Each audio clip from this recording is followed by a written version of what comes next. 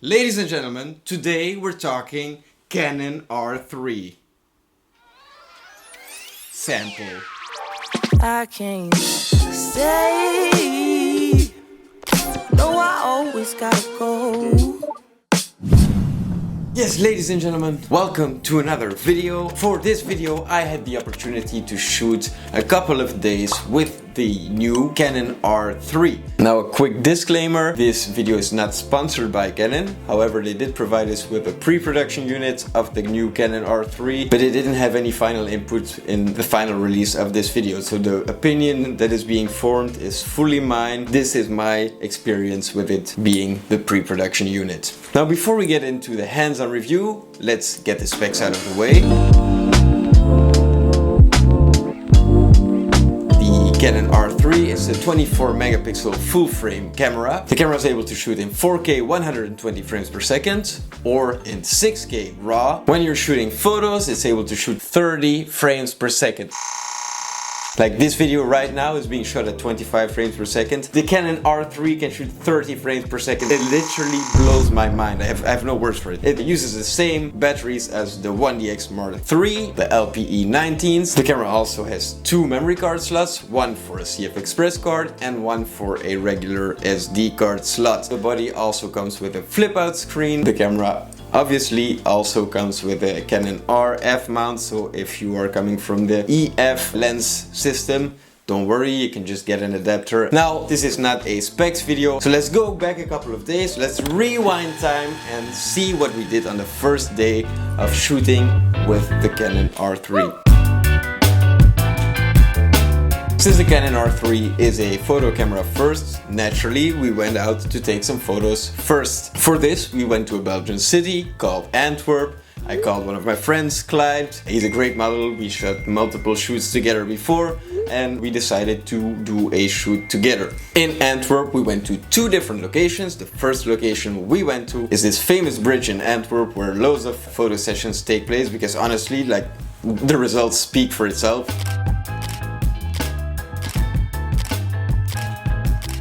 And since I had shot on this spot before and with this model before, I could actually focus on how to interact with the camera. Since the bridge was covered, it was a good test for the camera to see how it was handling, for example, dynamic range, since there was some shade underneath the bridge and then loads of highlights in the sky above. After we felt like we had taken all the pictures we could take on the bridge, we moved on to a museum in Antwerp, and there we were able to go all the way to the top. It's one of the highest points of the city, and I thought it would be cool to shoot the model with the skyline in the background. Now, once we arrived on this spot, we found out that maybe we were a little bit too high, so we decided to go to one of the floors of the museum, as we just had a nicer view from there of the skyline, and it actually turned out to be way nicer. Like the light was superb on this spot. And now a little fun story about these photos. Prior to shooting them, Canon obviously gave a little explanation about the camera. They told me that the RAW files of the camera aren't supported in Lightroom yet, so they recommended us shooting these pictures in JPEG. We got back home after the shoot, put the SD card into the computer, and what did I see? We forgot to put the camera into JPEG. I was like, Jesus, I'm not sure what to do now. So I tried importing them into Lightroom, and of course, as Canon told us, they weren't supported. I wasn't able to open them. So this was a big problem, of course. We had 1,500 RAW photos we weren't able to open, and we didn't make any JPEGs, like not even RAW and JPEGs, just RAW files. So fortunately, I saw that there was an update available to Lightroom. I clicked on the update, let it install.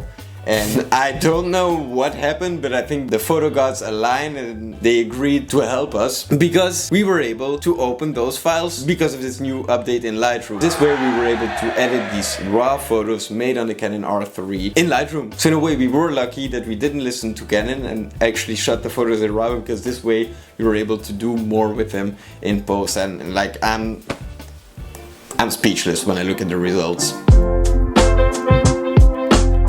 Now, of course, being a filmmaker, I obviously wanted to test the filming capabilities of this new camera. So that's what we did on day 2. We went to a little place in Belgium called Donkmeer, and over there we shot a nice lifestyle video with 2 people, Amélie and Niel. Big shout out to them. Thank you for helping out with this amazing project. You guys rock. Before we speak about my impression of it, let's roll the footage.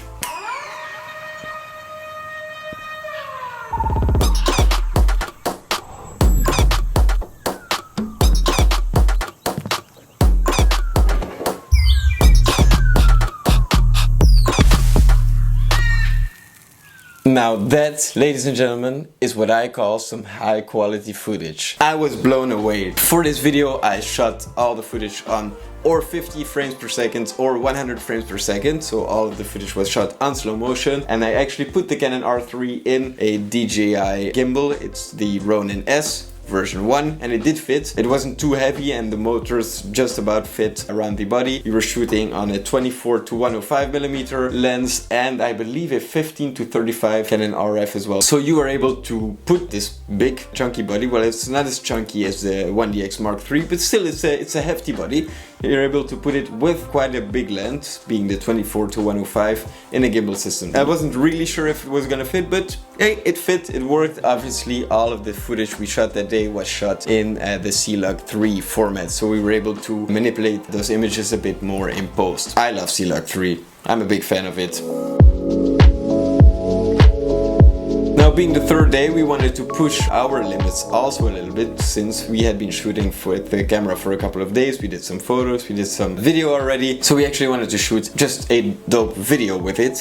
So for this, we contacted Vincent, his dad, because he has this amazing Alfa Romeo, what is it, a GTV, I believe, for all you car lovers out there. Honestly, the car looks amazing. It's a marble from the 80s. But anyways, we're not here to talk about the car. Here's what we shot that day.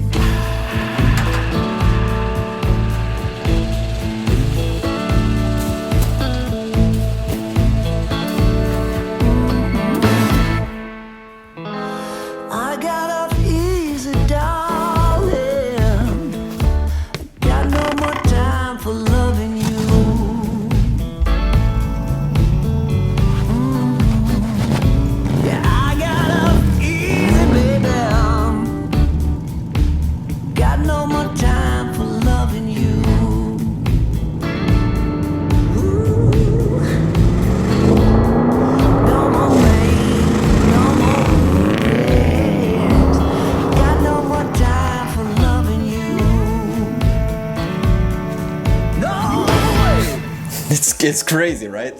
Honestly, it's crazy.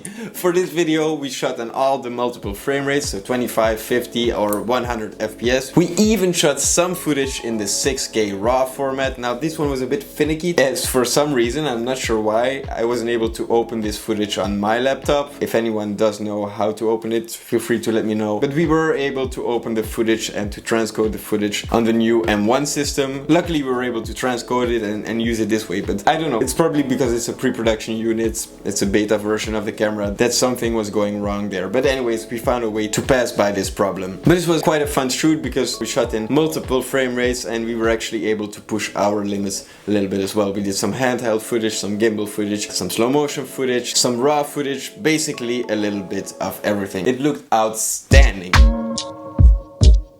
Now, what are my final impressions about the Canon R3 and who is it made for? After using it for a couple of days, I can tell that the camera is still a photography first camera. If you are unable to get amazing results with this system, and then I'm talking about both photography and videography, I think you should look for a different industry. Honestly, the camera is amazing, the autofocus is amazing, it's super fast, the subject tracking is amazing, it's the best I've ever used. I'm currently shooting on the Canon EOS R right here, like the image you're seeing here. It's another full frame system from Canon and it's leaps ahead of it. Like I traded in photos like this. If I had the money for the camera right now, I'd just spend it on it and I have nothing else to add. Now it's a photography camera first, and I would say it's mainly focused towards people who are shooting, for example, sports photography, because of this 30 frames per second images that you are shooting. It's something I don't really personally need, but I could see why some photographers would be needing this. If you are a sports photographer, maybe a nature photographer, or let's say a wedding photographer maybe. Basically, if you're the kind of photographer in which you only have one moment to capture the frame that you want to be capturing, this camera is for you. Mainly because of how good the autofocus system is and because you're able to shoot 30 photos per second. It still blows my mind. The main limitation of the Canon R3 for video is that it comes with a record limit of 30 minutes. Apart from that, I compared it to some footage of the C70, which is a cinema camera from Canon, and the quality is on par or maybe even better than what I shot with the C70 a couple of days ago. So if you are a hybrid shooter, photo and video, and you're not shooting single video clips that are longer than 30 minutes, you're gonna have no regrets. However, if you're shooting videos, events, or